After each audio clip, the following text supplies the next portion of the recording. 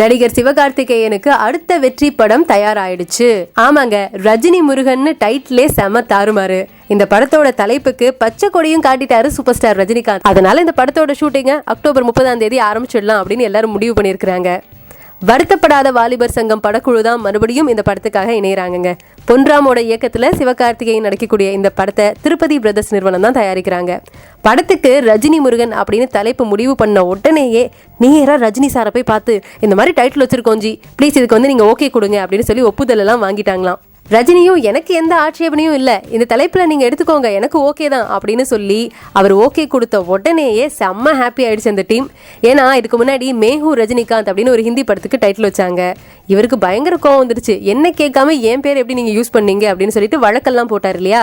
அந்த மாதிரி எதுவும் சிக்கல் வந்துடக்கூடாதுன்னு முன்னெச்சரிக்கையாக அந்த டீம் ரஜினி கிட்ட போய் பெர்மிஷன்லாம் வாங்கியிருக்கிறாங்க. அவர் ஓகே சொன்னதில் சிவகார்த்திகேயன் எவ்வளோ சந்தோஷமோ அதை விட டபுள் சந்தோஷம் டைரக்டர் லிங்குசாமிக்கு. ரஜினி முருகன் படத்துல சிவகார்த்திகேயனுக்கு ஜோடியா மலையாள நடிகையான கீர்த்தி சுரேஷ் நடிக்க போறாங்க. வருத்தப்படாத வாலிபர் சங்கத்தோட ஹிட்டுக்கு அதோட பாட்டும் முக்கியமான ரோல் பிளே பண்ணுச்சுங்க. அந்த ஊதா கலர் ரிப்பன் பாட்டு தான் படத்துக்கு மிகப்பெரிய ஓப்பனிங் கொடுத்தது அப்படின்னே சொல்லலாம்.